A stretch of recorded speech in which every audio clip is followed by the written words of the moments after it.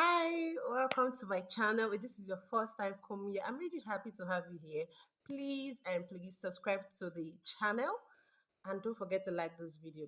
And probably when you're done with the video, please drop a nice comment for me. And if you have questions, you can also drop it in the comment section. All right, so the last video I did, I talked about four things. The first one is cooling off. I talked about silent treatment. I talked about malice. And the fourth one, I can't remember. But I explained the four things, the difference between these four things because people mix them up. But trust me, the most common one is silent treatment. I mean, in short, as I'm talking to you, I'm very sure you must have done it like maybe in your relationship, unknowingly, whichever way. But what I'm here to tell you the harm silent treatment can cause to your relationship if you don't know. But before that, let's talk about the meaning of silent treatment. Silent treatment is when you intentionally refuse to communicate your feelings. Like you just choose to remain mute when you're hot, when you're angry, when you're discontented, when you're unhappy, instead of communicating your feelings and telling the person, let me not use the person, let me use your partner because I'm talking about relationships now. Instead of telling your partner that, oh, this thing you've done to me, I actually don't like it. This is how it makes me feel. Can we trash this thing out? Can we talk about this? And look for a way around it. You intentionally keep quiet. Wait, let me explain two things. There's a very thin line between cooling off and silent treatment. Some people will say they are cooling off, but trust me, it doesn't take you more than a few hours to cool off. But once it's now elongating, you're now increasing it. My dear, you're not cooling off again. You're turning it to silent treatment.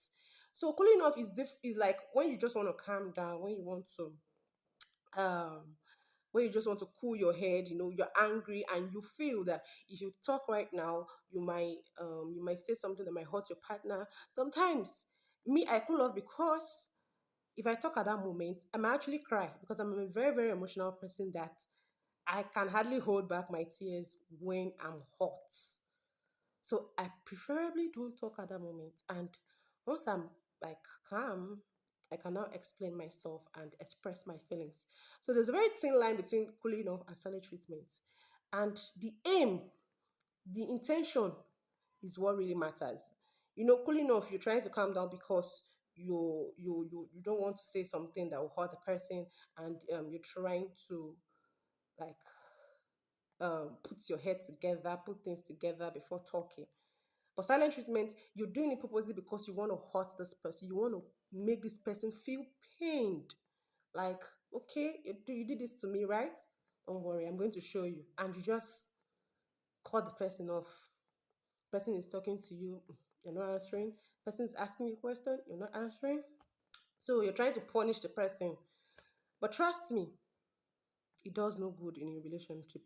Rather, it actually does more harm unknowingly to you. So I'm going to talk about four things that silent treatment can do to your relationship.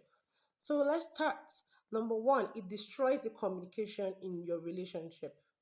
So instead of you um, um, um, denying your partner the rights, to be able to understand what is going on with you, understand your feelings and everything, you're trying to bring a gap by not expressing yourself, by not talking.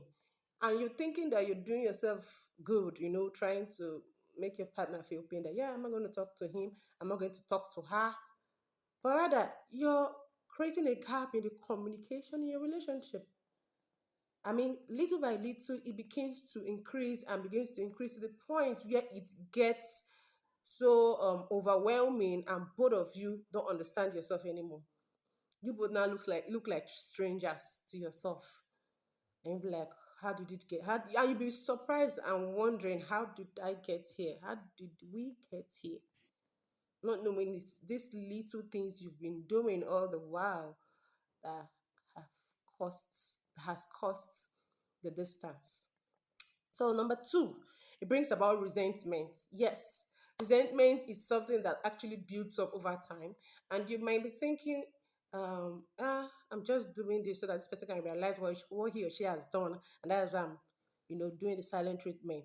But this person might end up, start building hate that a person that can do this to me, silent treatment is a form of emotional abuse. I mean, it can be so painful, especially to a person who is not used to it, a person who doesn't like it. You not purposely do it because you know this person does not like it, and yeah, I'm going to use it to, punish him or her. Like it can be so painful. And before you know, this person begins to build hate that this is my partner, like she does this thing or he does this thing continuously, consistently, and the person begins to hate you. And sometimes it might look as if the person now, the person does not even care about you anymore. Not knowing is what you've been doing that actually caused it. So please, if you're doing silent treatment, stop it. Stop it. So let's go to the number three reasons why silent treatment is not good in your relationship. It's not good for your relationship. Number three, it affects the intimacy in the relationship. Because it's not easy for you to bond well with somebody. It's not easy for you to intimately talk with somebody that keeps hurting you emotionally. I mean, even if after you guys have settled the whole silent treatment thing and maybe you guys have come back together, it won't be like before. Like a part of that person's heart won't forget it. Especially when it now happens recurrently in your relationship. Oh my God. You're just causing more harm because the person, the intimacy that you guys are supposed to have as partners, have good conversation, have nice conversation, talk about the future plan and all that. The person might start reducing those conversations because it feels this person that can actually do this to me can do more in the future. So why am I even wasting my time trying to build intimacy, trying to bond with this person? And can cause a big problem in your relationship. Then the fourth one is yeah, I said it earlier, it's a form of emotional abuse. Like if you want to stay silent because you want to manage your anger, it's a different thing. Like, okay, you're a hot tempered person and you feel staying silent is what will help you manage that anger, help you not to say rubbish, or help you not to, spill hurtful words. It's good. But please know when you have calmed down, know when you have cooled off, then bring up that topic and say, okay, this thing, this, and this, I don't like the way it happened, this and this, let's trash it out. And not just keep quiet and, allow your cooling off to graduate to silent treatments. It's not good at all. It's not good at all. So the thing is, disputes in relationships are unavoidable. Yeah, they will happen, but it's how well you manage them, how you communicate your feelings that determines how you guys are going to successfully scale through any disagreements you're going to have or any dispute you're going to have in your relationship. So please and please, in case you're going through this, now in this case it's your partner that is doing this to you. You're not the one doing it. Like your partner is doing this to you and you've been wondering what are you going to do about it. First of all, hmm, talk about it. I mean, when the person has probably calmed down and the communication is back once again, not tell the person that there's something you actually do that I don't really like. Like I really feel pain and hurt when you actually do it. The person like, okay, what is that? It's when you keep silent, especially when you're hot or angry. Like I did something to you and you just intentionally keep quiet because you want me to feel pained. You want to punish me that okay because I did this thing. And you can tell the person instead of doing that, like at least just give me hints about what I've done and I will apologize or you know I will give you time to calm down and then we'll talk about it. Like let's not allow these issues go let's not allow it go more than a day. Like let it not cross over to the next day. It has to be a resolution both of you have to make, especially when you know your partner is used to doing it. And if you feel you've done this countless times, you've told the person, you've talked about it, both of you have sat down to trash things out, and yet the person is still repeating it, the person is still doing it. It just means that, trust me, you have to take a walk if you really love yourself and if you really love your mind, because continuous emotional abuse can actually be can actually be a big problem to you in the future. So it's better you trash it out while you're still in the relationship stage And if you cannot handle it, it cannot be handled, you cut off. Don't keep like managing it and say, don't worry, the person will change, the person will change. Person never changes. As in, especially somebody that you've talked to and the person has not yet realized what he or she is doing. The person, you're just the one trying to force the person to actually change. You're doing yourself more harm because the person will never stop until the person realizes it by his or herself. So please and please know when to walk away. Know when you cannot handle such kind of treatment any longer. I mean, you deserve the very best. You deserve someone that will actually be willing to open up when you guys have issues and trash them out as soon as possible. And again, the Bible self does not even support you trying because most of the time, silent treatment, when it becomes continuous, before you it turns to malice.